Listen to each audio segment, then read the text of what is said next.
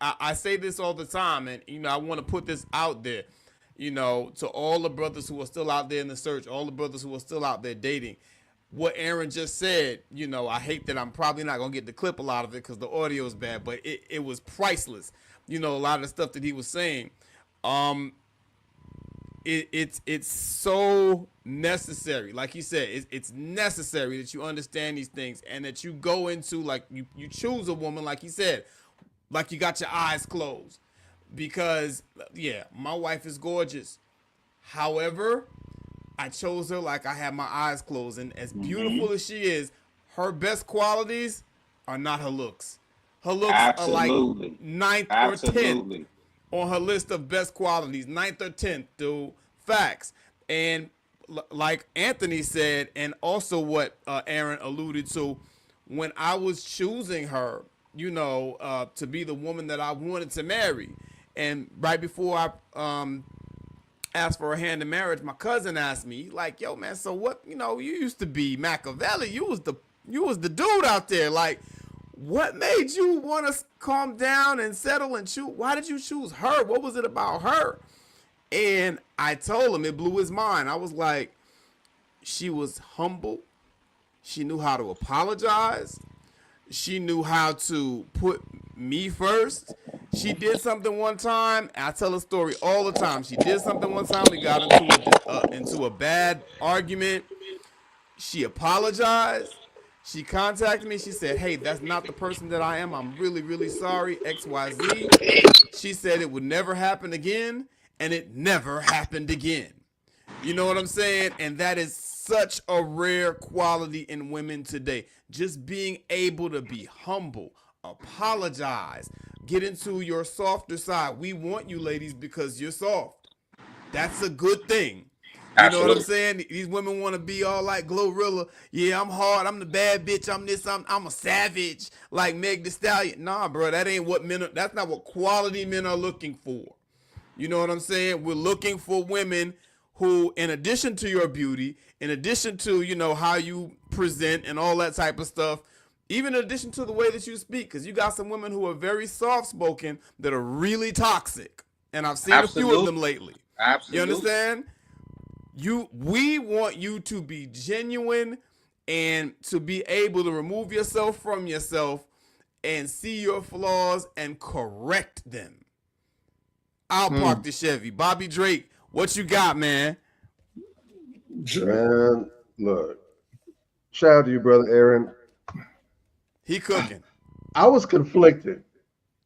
There was Okay. at least several different points during Aaron speaking that I just wanted to up and take my computer and head to the nearest church and continue recording from there because all I want, I don't know if you can see me moving and shit. I try to be still upper body wise, but Yeah. the whole time this man talking, my feet shuffling like I'm in a Pentecostal church. I'm just doing all kind of Facts. backflips and cartwheels, and it looked like Cirque du Soleil over here. If you Yeah. were able to see back here, He was cooking.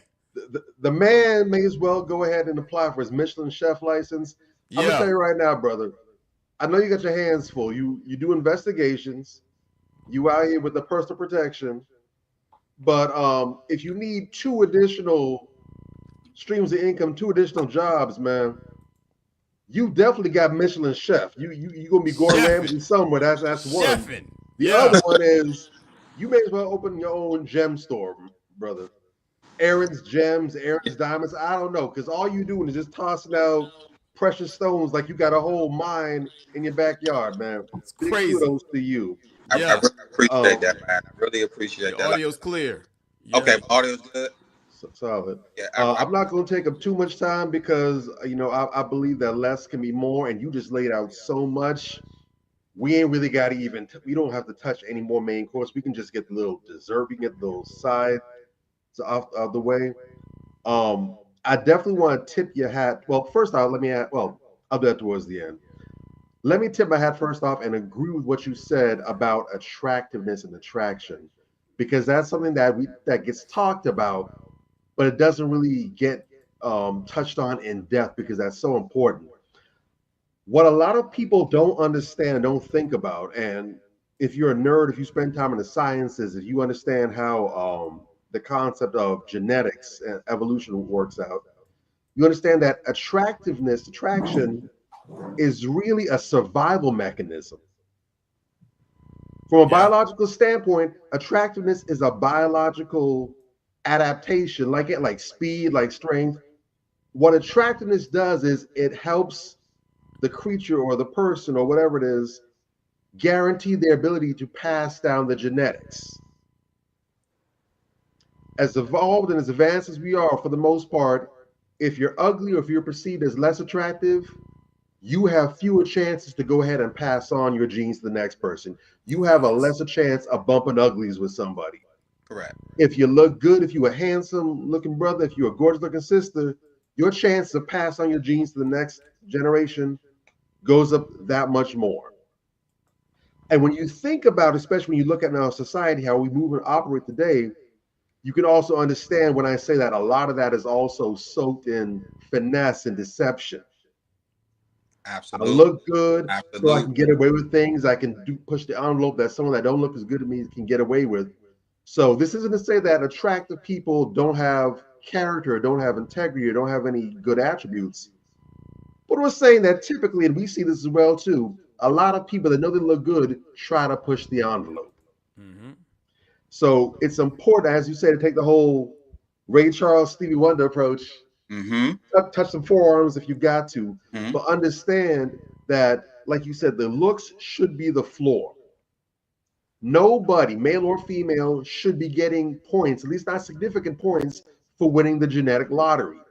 You didn't do anything to do that. You just simply just happened to pop up and you just got this award. You didn't do anything Yeah. for it.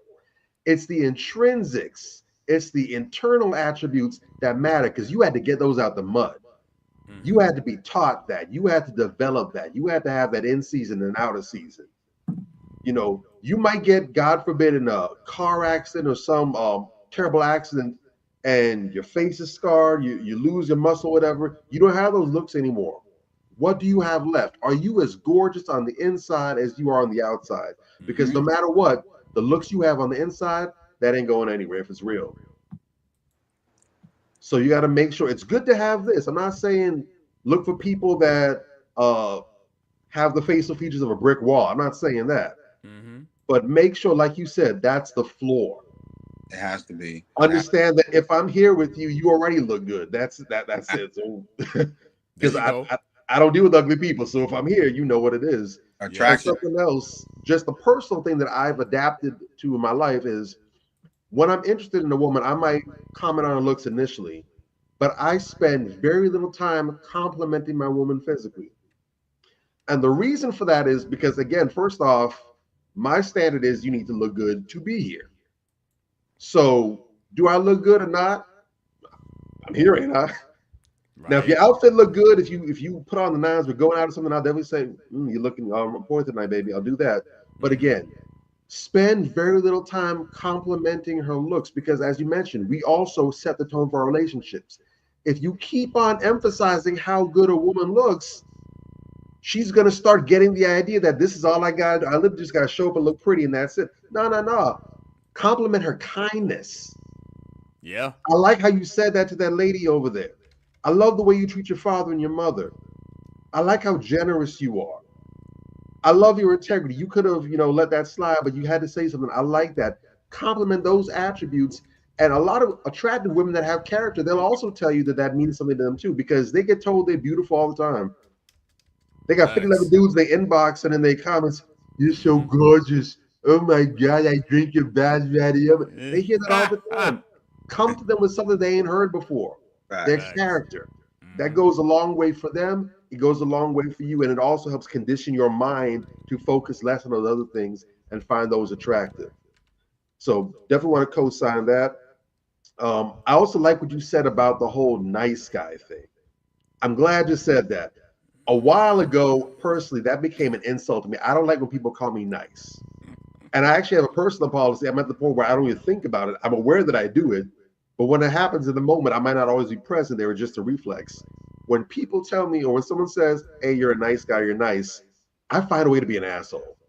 There you go. I really do. I say something shitty. I'm Right. gonna insult you. I'm gonna crack it. I'm gonna say something nasty. Or I'm just gonna ignore you. I'm gonna find some way to show my ass because personally I resent that.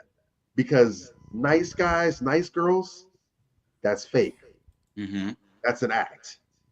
And Mm-hmm. that's one of the reasons why they tend to complain a lot. Well, I don't understand why this happened. I'm a nice guy.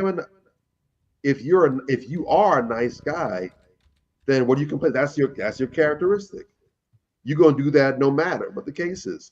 I would also take it a step further and also suggest that there's no such thing as a good man. Fair enough. Because socially, good, as we were talking about, tends to be reflective of benefiting me. So if you ask me for $5 and I say, sorry, I can't do it, or not today, whatever, I might be the most charitable dude out here. I just happen to tell you no this one day. You ask me 5 minutes from now, it might have been a yes. Or you ask me tomorrow, I might give you $100. But today in this moment, I tell you no. So now, am I still a good man, or am I a piece of shit? No, he's man. I know he got money. He just walked out of that store, man. I know he got money. He just greet. Now I'm not a good man anymore because I didn't do what you wanted me to do. So how do we evaluate this? Because we want good people in our lives. So then, if there are no good men, Bobby, if there are no good women, how do we make this distinction? What are those person's values? Again, asking the right questions gets you the right answers. So don't worry about are they a good person or are you a good person? Here I am. What's that mean? What is your values? What is your personal code? What do you live by? That's what's going to tell you if this person's values align with yours or not, because it's all about alignment. There are some quote unquote good people out here who you're not a match for. There might be a great woman, might be a great man, but you have different values. You have a different code.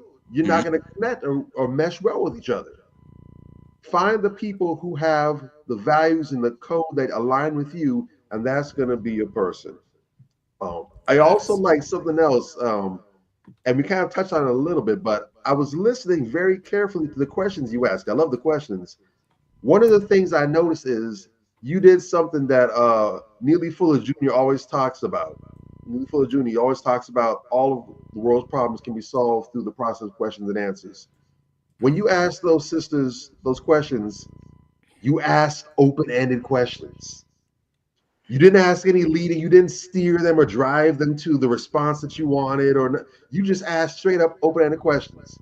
And you didn't have any anxious looks or any tells. You just straight up asked a question, no specific tone or bias in your voice, just straight up, and you let them answer. And I like how you said you even liked how they were even struggling to come up with the answers because you could see it on the fly. You could tell if it's rehearsed or if this is just really coming from a place of thought. Right. That's major. We tend to ask a lot of questions and we wonder how we get played because a lot of times the questions we ask are no good. Yeah. Yeah. Yeah. Even when if you're an attorney in court, they even talk about leading questions. You're trying to lead the witness to a certain answer. No, just ask the damn question. Do you have children? Because I'm not really a big fan of children, but I still want to have children. No, I have no children. Oh, thank God. Well, she got no kids. That's not what you like, and she like you. So open-ended questions, major key alert. And another thing that I think really also vibed very well with the questions you were asking is that it was clear up front from the minute you open your mouth that you're a brother who has purpose and clarity and you know your why. And you move with that in how you handle yourself, how you comport yourself, and then what you look for women. There's no kind of wishy-washy, there's no indecision, not getting too attached to the outcome. Your outcome is the end result. You're not worried about the person. You're trying to get to a certain place. Your destination is a location. It is not a person. So you fully demonstrated, and I'm not sure if it's because there was no woman that was tempting enough to do that, but I don't think that's the case. It was clear that you weren't you liked the candidates that you saw, but you weren't so caught up in any of them that you were willing to forego or sacrifice your desired outcome just to say I have this person. And a lot of us do that not just with getting into relationships, but when we are in relationships. A lot of people in relationships they need to be out of.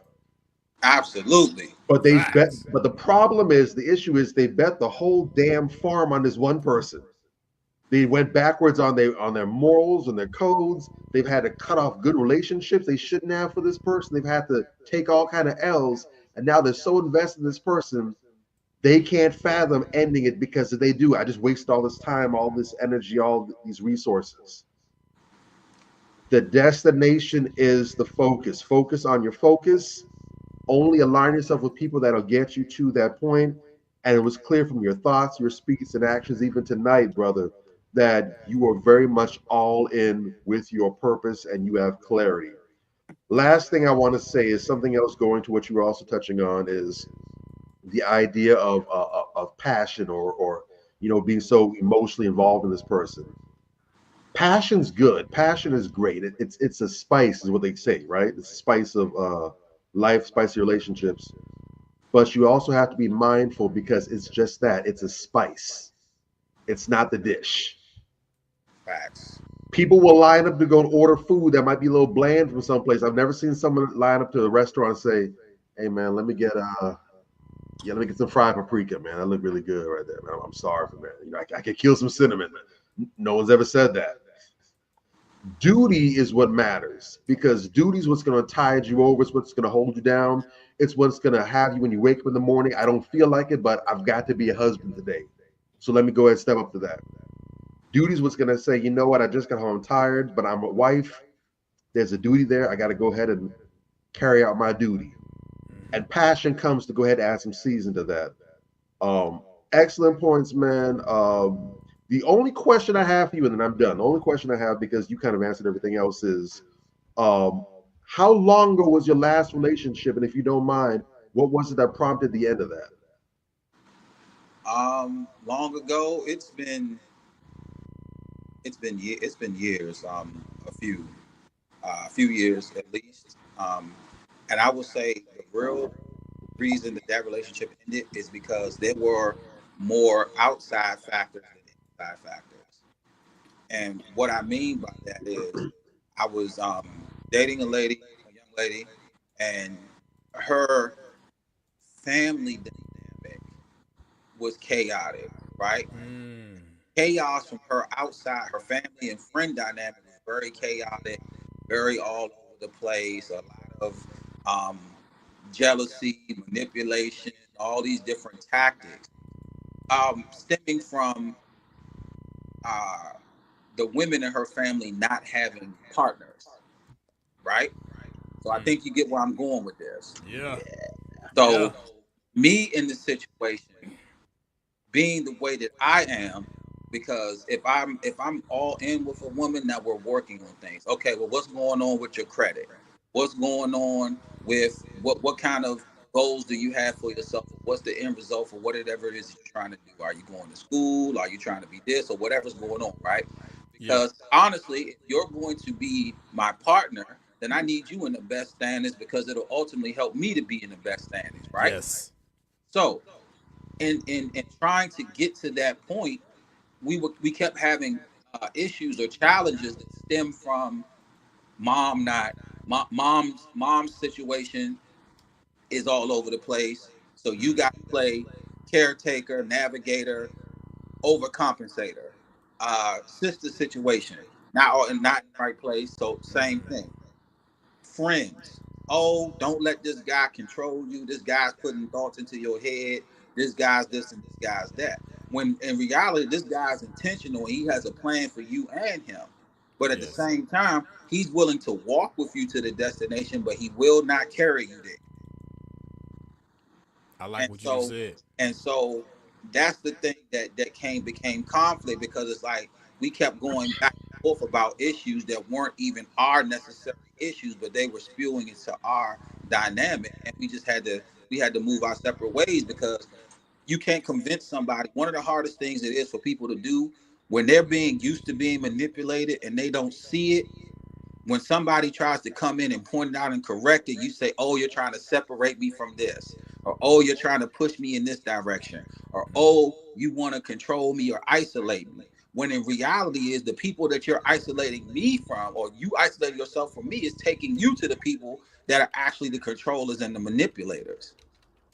But because they have trained, and this is why I say when a lot of women don't have that male role model structure dynamic, they see everything that men do as a confrontation or as a control thing. When it's really more so, hey, if you're going to be my woman, this is the and we this is the vision that I have for myself and my family and my this and my that. Are you willing to buy into it? Are you willing to follow it? Are you willing to work with me so that we can get to the destination? And then ultimately, and ultimately, and long story short, it felt like her own friends and her own this and her own that was bigger than what we were trying to build. That's a And problem. so for me, it wasn't going to work because when I come into a situation with somebody, she's the focal point. She's the focal point, and I expect to be the focal point too.